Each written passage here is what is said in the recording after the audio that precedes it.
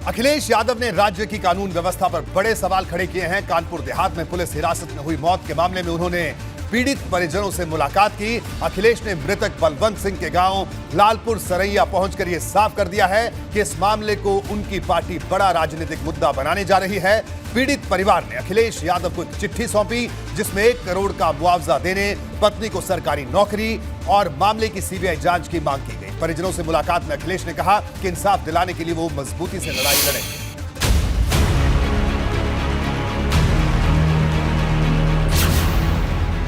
अखिलेश यादव जब कानपुर देहात के लालपुर सरैया गांव पहुंचे तो सीधे यहां मृतक बलवंत सिंह के परिजनों से मिले।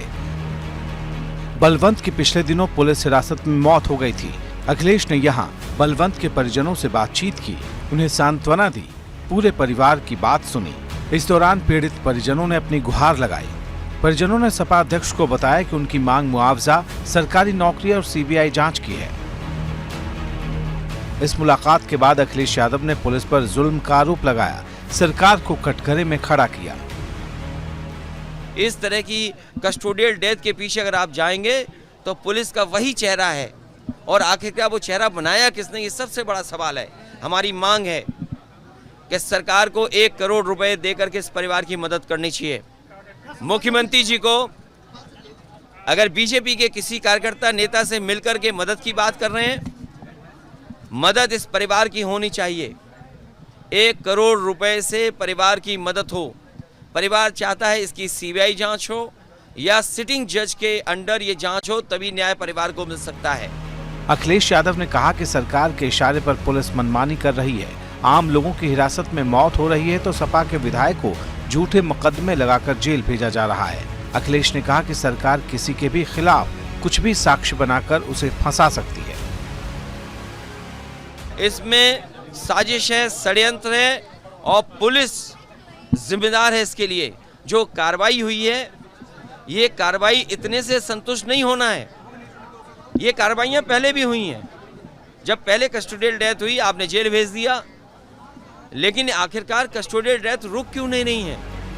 सपा अध्यक्ष ने कहा कि सरकार पुलिस हिरासत में हुई मौत को रोकने में नाकाम साबित हो रही है और इस पर उसकी नीयत भी साफ नहीं।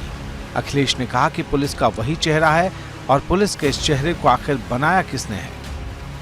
उत्तर प्रदेश कस्टोडियल डेथ में नंबर 1 पर है देश में।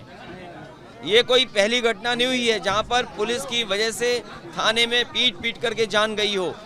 मुझे याद है गोंडा में उसके परिवार के लोग थाने के बाहर बैठे थे और उसके परिवार के सदस्य की अंदर पिटाई हो रही थी और जब आवाज आना बंद हो गई तो परिवार के लोगों ने पूछा कि आखिरकार क्या हुआ। पुलिस पीछे से उसको नौजवान को लेकर के भागी। अखिलेश ने कहा कि जब बड़ी घटना पर सरकार नाकाम होती है तो विपक्ष को उलझा दिया जाता है। वहीं पीड़ित परिजनों की माने तो उन्होंने अखिलेश यादव तक अपनी बात पहुंचा दी है और उम्मीद है कि सरकार भी उनके साथ इंसाफ करेगी। माननीय जी ने यही आश्वासन दिया हमको कि हमारी पार्टी की तरफ से जो होगा वो देंगे और मतलब आपको होगा और उसके बाद हम आपकी बात सरकार तक पहुंचाएंगे और आश्वासन दिया कि नहीं, ज़्यादा से ज़्यादा आपको जो हो सकेगा कराते। प्रशासन हमारा साथ दे रहा है, वो कार्रवाई कर रहा है, उस पर भरोसा भी है, मगर उसकी धीमी गति पे थोड़ा सा प्रश्न चिन्ह भी उठ रहा है कि 6 तारीख को FIR लिखाई जाती है, उसमें 12 तारीख को आप एक व्यक्ति को उठा करके पीट कर उसकी हत्या कर देते हैं और एक हत्या के मुकदमे में अभी तक जो है आपने 4 लोगों को पकड़ा है और उनको रिमांड में लेकर कोई तथ्य खुलकर अभी सामने नहीं आए। साफ है कि ये मामला अभी राज्य की राजनीति में सपा और भाजपा के बीच टकराव का केंद्र बिंदु बनता दिख रहा है। Bureau report, ABP Ganga. Akhilesh Yadav के कानपुर दौरे पर सियासत 7वें आसमान पर है। भाजपा का आरोप है कि अखिलेश यादव ने मुस्लिम तुष्टीकरण के खातिर कानपुर का दौरा किया। कानपुर के भाजपा सांसद सत्यदेव पचौरी ने यहां तक कह दिया कि अखिलेश को सपा का मुस्लिम वोट बैंक खिसकने का डर है, इसी वजह से वो इरफान से मिलने कानपुर पहुंच गए। भाजपा ने कहा कि अखिलेश कभी किसी के भी संघर्ष में साथ खड़े नहीं हुए और आजम खान के बाद इरफान के साथ भी वो सिर्फ दिखावा कर रहे हैं। भाजपा का आरोप है कि इरफान सोलंकी बांग्लादेशी घुसपैठियों को अवैध ढंग से संरक्षण देने में जुटे हैं और अखिलेश इतने संगीन मामले पर भी सियासत कर रहे हैं। और यहां तक इंतजाम किया गया कि उनके नाम के आगे क्या लिखा है। उनके नाम के आगे क्या नाम लिखा है, उस तरह सूची बनी। अधिकारी ये न भूलें, इस समय बदलता है। अगर गैर कानूनी काम करते हैं तो कानून उनके लिए भी वही है। कहते हैं नाम में क्या रखा है, लेकिन इस वक्त नाम पर ही हो रही है सियासत। अखिलेश यादव का इशारा है कि योगी सरकार जानबूझकर खास नाम वाले लोगों को परेशान कर रही है, उन्हें मुकदमों के भंवर में फंसाया जा रहा है। तो भाजपा का जवाबी पलटवार है कि अखिलेश सीधे सीधे मुस्लिम तुष्टीकरण की राजनीतिक राह पर चल रहे हैं और इसके लिए वे ये भी भूल जा रहे हैं कि आरोप सियासी हैं या फिर अपराध के संगीन आरोप। तो लग रहा है कि अगले चुनाव में, जो लोकसभा के चुनाव में मुसलमान उनके साथ नहीं होगा, ये वो समझ चुके हैं। तो हो सकता है वो खुद ही चाह रहे हो कि इरफान परेशान हो। वो क्यों ऐसा चाहेंगे कि इरफान परेशान हो? वो तमाम लोगों को चाहते हैं, उनकी मदद नहीं करते हैं।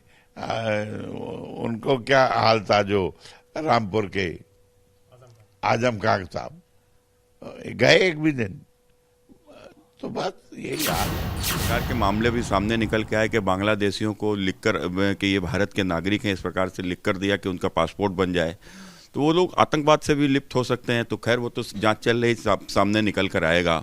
और ऐसे लोगों से अगर अखिलेश यादव जी जेल में मिलकर जाते हैं तो आखिर अखिलेश जी क्या मैसेज देना चाहते हैं कि मने ये वही सपा है? भाजपा के इस तीखे हमले पर अखिलेश का बचाव सपा के सांसद एसटी हसन ने किया। मुरादाबाद से सपा के सांसद एसटी हसन ने कहा कि इरफान सोलंकी से जेल में मिलने जाना जरूरी था और अखिलेश ने अच्छा किया।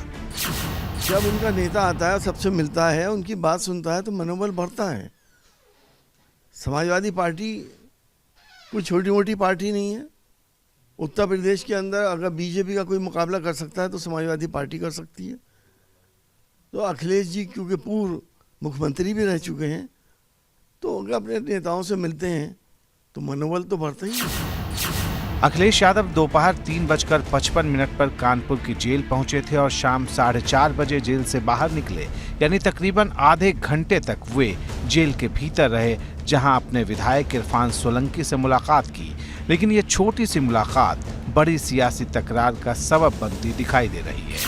तो लोकसभा का चुनाव दिखाई दे रहा है और वो चाहते हैं कि ये मुस्लिम वोट बैंक जो उनसे थोड़ा सा नाराज था, तो अब फिर उन्हीं अपराधियों में, चाहे वो अतीक अहमद होंगे, ये सबसे मिलेंगे। ये अभी लोकसभा से पहले आजम खान जी का भी वो करेंगे और अभी इरफान सोलंकी से मिलने के लिए जेल में गए हैं, तो अभी अतीक अहमद से भी मिलने जाएंगे। वो सब करेंगे अभी। ये आप समझ लीजिए, सिर्फ राजनीतिक भड़काने वाली बात करते हैं, मुसलमानों को भड़काने की बात करते हैं।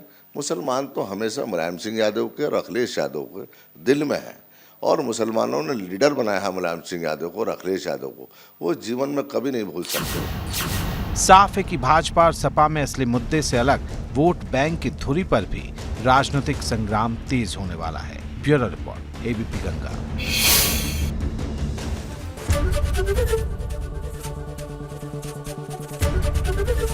एबीपी गंगा, खबर आपकी, जुबान आपकी।